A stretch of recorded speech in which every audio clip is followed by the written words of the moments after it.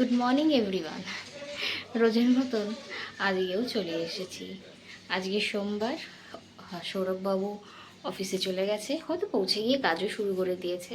আর এদিকে এনি এখনও শুয়ে দুধ খাচ্ছে, আর আমি চাটা বসিয়ে দিয়েছি। আর মা সকাল বলতে কি একটু আগেই গেল, যেহেতু সোমবার, শিব ঠাকুরের মাথায় জল ঢালতে।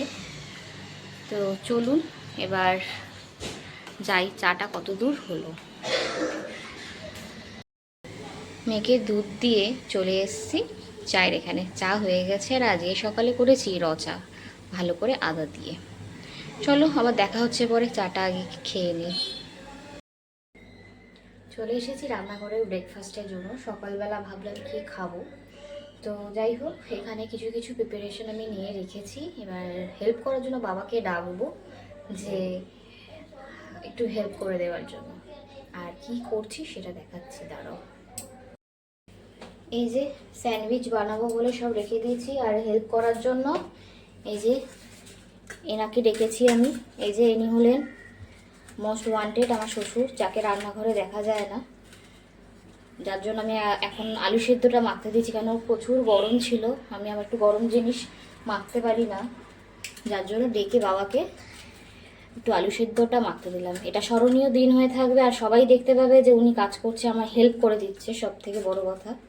এই যে আমার মেয়েও চলে এসছে, ও দাদা এই প্রথমবার রান্নাঘরে ঢুকে কি হেল্প করতে এসেছে, তাই তো মামা? হ্যাঁ। দাদা কি এই প্রথম এলো নাকি আগেও এসে কিছু করেছে? কিছু করিনি, এখন করেছে। আর মাখছে এখন।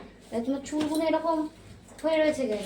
একটু শুয়েছিলাম ও তাই। হ্যাঁ, সে তো জানি, তুমি তো শুয়েই ছিলে। হ্যাঁ, দাদু তো হাই বলে যাচ্ছে, হাই দাদু বলে যাচ্ছে হাই।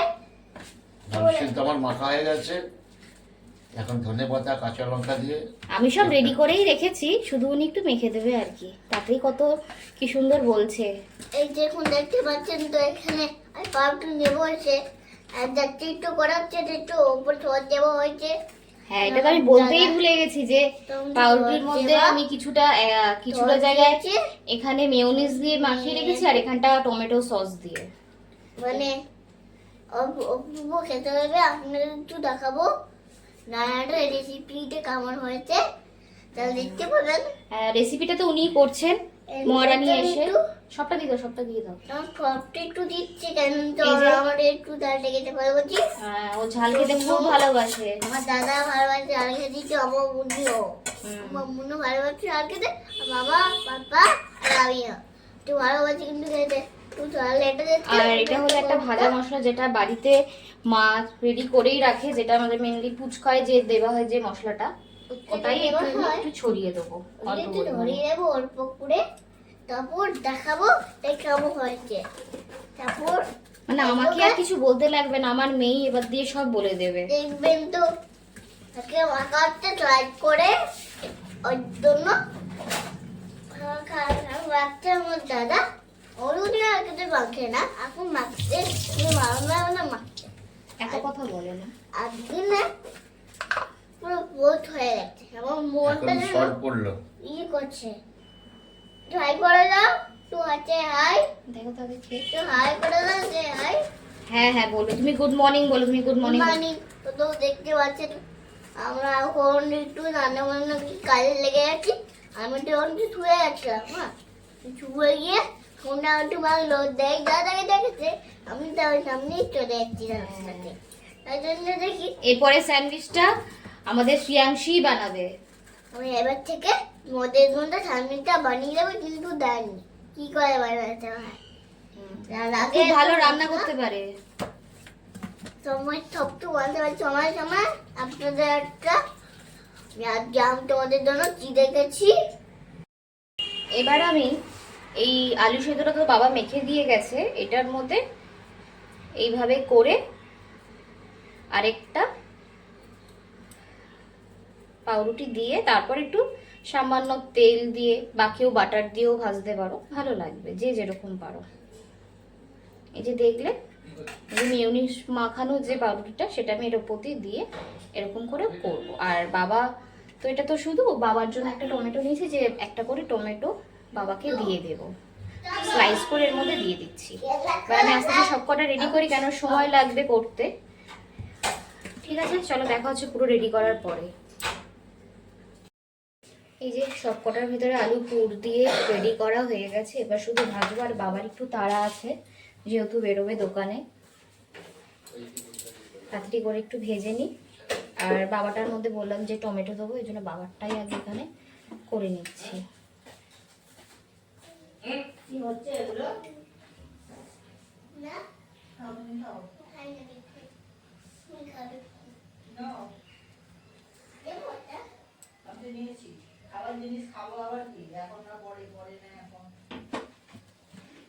আমি একটু সাদা তেল দিয়ে ভেজে নিচ্ছি।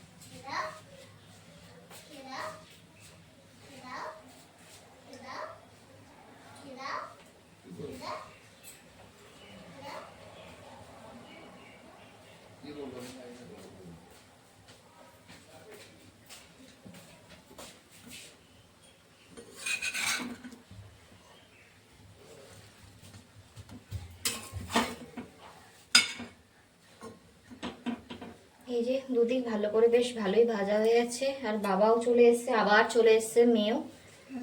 এই যে আশা করছি দেখতে পাচ্ছেন ওকে।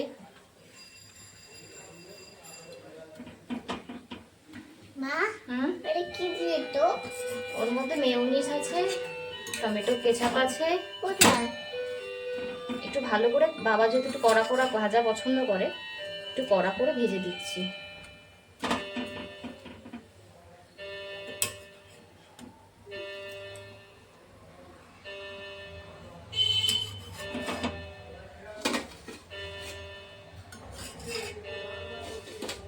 হ্যাঁ ফ্রেন্ড, তো দেখতে পাচ্ছেন আমার মাম্মা কত ভালো রান্না করছে, কিন্তু ওইটি ভালো রান্না করছে, দুটো তেল দিয়েও ভালো করে রান্না করছে। মানে ওইদিকে একটু দাদা ভালোবাসেন, একটু গেলে একটু পরে খেতে ভালোবাসে। মানে আজকে একটু রান্না করছিল, আমি একটু চলুন তোমাকে একটু দেখিয়ে দিই যে হাই দাদা।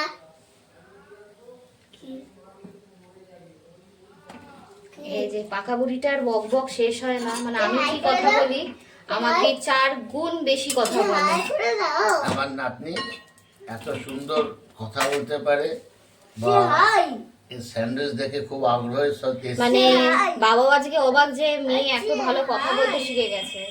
যে হাই, যে হাই। স্যান্ডউইচ মোটামুটি প্রায় মানে হয়ে এসছে। তো এবার আমরা খাবো খাবো। আমি আমার নাতনিকে নিয়ে এখন খাবো। তার মধ্যে একটু সস পড়বে। আর আমার কি দুধ পড়বে? স্যান্ডউইচ মোটামুটি হয়ে গেছে, এই এবার যে আমাকে তুলে দিল। স্যান্ডউইচ হয়ে গেছে, বাবাকে বলো নুন টুন সব ঠিক আছে নাকি। সব ঠিক আছে, কিন্তু থ্যাংক ইউ, আপনারা আপডেট ব্যবহার করবেন, খুব ভালো লাগবে খেতে। হাই। ভালো। আর এই বাদ বাকি দুটো আমার আছে, আর এখানে মায়ের রয়েছে। মা এটা ভেজে নেবে, কেন এখন খাবে না, পুজো যতক্ষণ না দেবে। আমি আমারটা ভেজে নিই।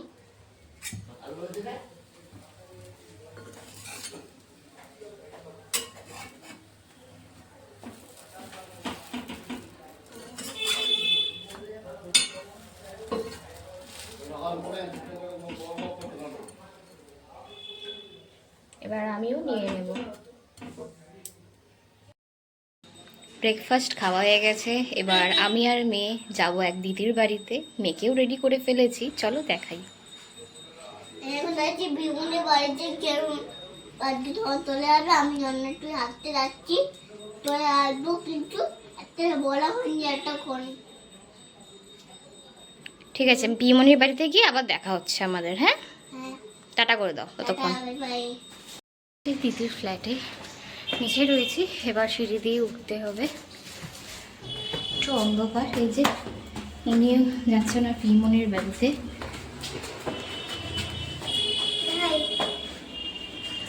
এই যে ওপরে উঠে গেছি, বাট বেলটা বাজাই। চলো ভেতরে গিয়ে দেখা হচ্ছে আমার।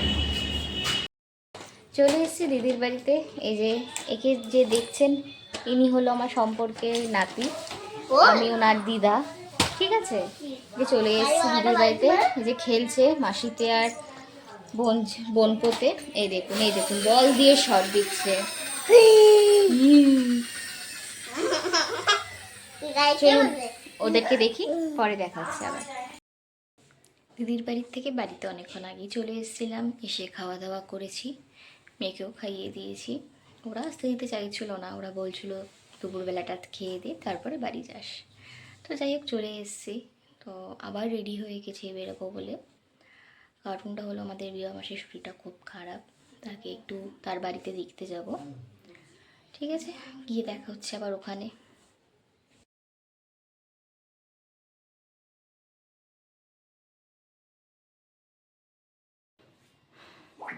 বাড়ি ফিরে এসেছি কিছুক্ষণ আগেই। তো এসে দেখলাম সৌরভবাবুও বাড়িতে চলে এসেছে।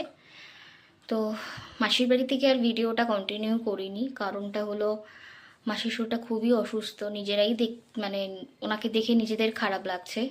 তো যার জন্য ভিডিওটা আমি করিনি ওখানে গিয়ে।